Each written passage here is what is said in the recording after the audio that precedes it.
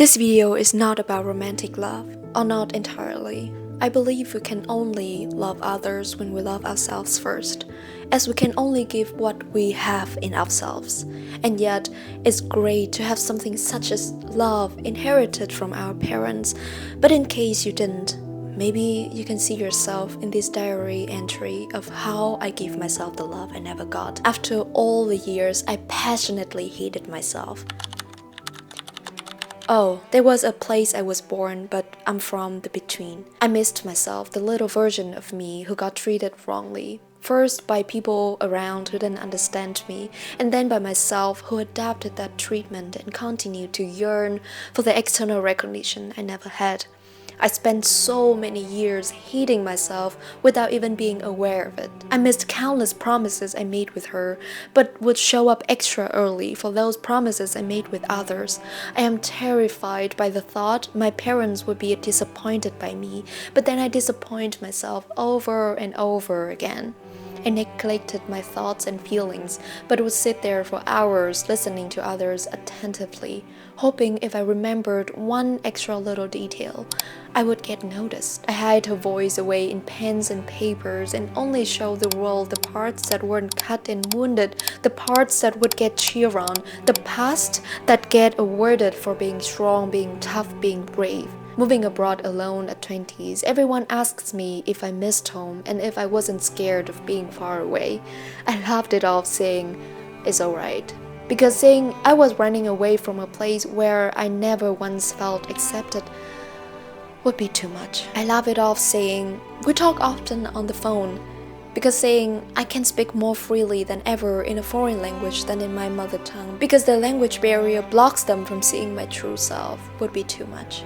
I laughed it off saying, it suits me better here. Because saying I used to walk 3 hours from school rather than taking the bus, as being on a crowded, polluted sidewalk feels more breathable than being in my bed, would be again too much. I hid away all the real answers, feeling ashamed I wouldn't be loved because I've never got to experience it the way I wanted from the one place that should have loved me the most unconditionally, family. I always was described as a black sheep in the family, who never obeys, who never listens, who just does whatever she wants, who is difficult, who needs more discipline, who hasn't felt scared enough. How ironic, because all that description should be an equivalence to me being free to do whatever I feel most like myself. Instead, I find myself being not enough in both. Not silently dull enough to just obey, and not being enough of myself to not care about what other people say. I hid between that space and lived a double life, being my parents' child and being myself. One is excluded by the other, and one day the first one. All of a sudden, I am the trophy kid who studied abroad, who got that scholarship, who spoke 3-4 languages, who kept doing well in life. All of a sudden, all of my achievements are for show and became the fruit of my parents' effort. I felt a deep sense of betrayal. Everything I have earned got stripped away from me, and all over again, I am nothing rather than my achievements. All my mistakes and failures I have gone through to achieve this success got degraded, blamed, shamed, and unrecognized. They were all my fault. Yet, the success I got after going through all of these, after having an unshakable belief in myself while being laughed at, got stripped away from me and became something shiny to show off. Knowing that I wouldn't be enough, I wouldn't be loved, I wouldn't be proud of if it wasn't because of all of these achievements. Once again, to my family, I am invisible against my success, but once again didn't dare to fail. There I found myself, stuck between not rebellious enough to pursue something else rather than societal recognition as a revenge to my childhood, and not connected enough to be grateful for what I was given as a foundation to all of these success. Fair enough, there need to be a person to name and introduce myself as to people, doesn't it? I am now a continent and 6 hours difference away from where I was born, being in a place where no one could ever pronounce my name without making it feel awkward. I might as well become someone else, anyone else. So here's how it went. I didn't like being myself, so I tried to become everyone else.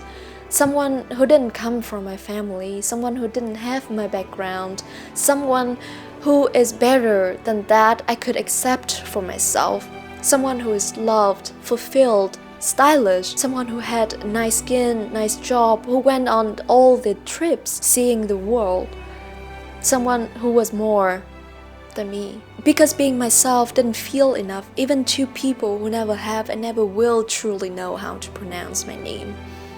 Behind closed doors and behind all spoken words, it got worse. I spent all my thoughts and perceptions about the past in hatred, anger, and rage.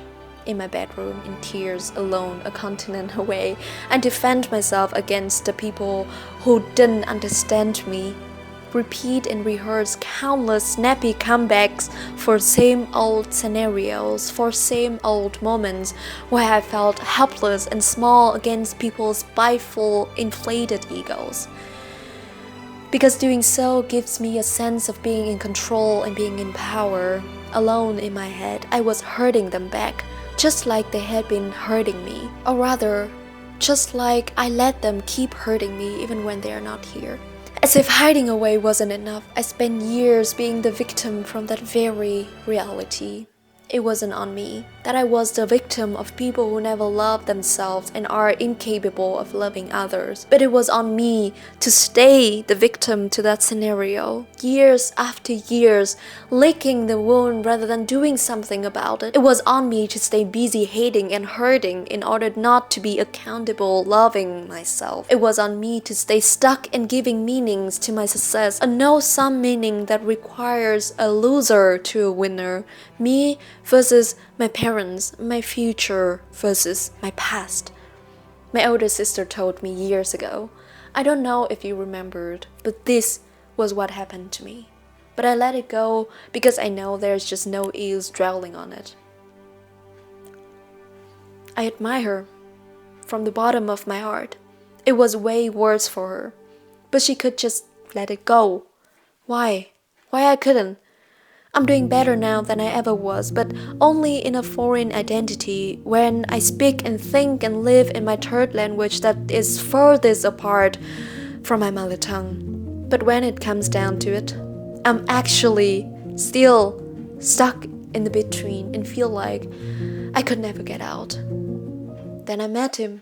Him with his perfect little family with no dramas, no problems. A family that's nothing like mine. So I thought. But then, like all other families and relationships, his family has their own conflicts and disagreements and tension in the air. But he stays the same, genuinely, wholeheartedly, loving them with all the goods and the bads. How? How did you do that? I asked. I saw it.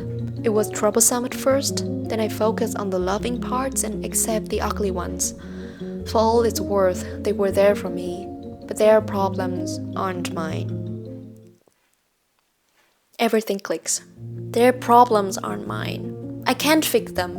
It's not my responsibility to fix them. It's not my responsibility to fix their love for me. They show me their love in all the ways they could. I could accept it, and it is. It's true that their love comes from scarcity rather than from abundance. It's true that their love comes from fear rather than from confidence. It's true they never loved me the way that's fulfilling for all of us. But it's also true that they did their best they know how.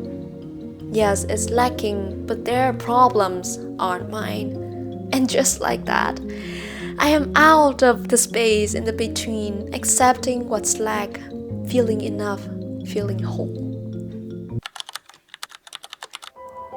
If you take away one thing from this video, let it be this. Why there are people going through the past and get out, and why there are people who forever stuck there and intensifies the pain and negativity deeper and deeper every time we go over it. Why both were just trying to make sense of what happened. Psychologist Weigand points out all the different roots in the perspective. We would be stuck if we re-experience the event from the first perspective, and we would gain a lesson if we revisit the experience like watching a movie and then let it go. Being an observer to a past event helps you realize that the danger isn't threatening you at the moment, and therefore there's no need to take it personally, and so it's easier to forgive yourself and others. Also, if you could have the compassion for a disabled person who fell down on you because they couldn't walk properly, you could see the same compassion to people who never learn how to love themselves properly and therefore is incapable of giving you a fulfilling love. That person is handicapped, but their problems are not your responsibility. Your responsibility lies in making sure the scratches from the fall on your ego don't hurt your soul, in making sure your soul is yours to identify and others' description can't rewrite it, that you can be bigger than what you were given, even when and especially when it comes to love. Because healing is not about becoming the best, most successful version of yourself. It's also about letting the imperfect parts of you also receive love, coming out of the between. By accepting what's lack, I felt enough for the first time. Happy Valentine's.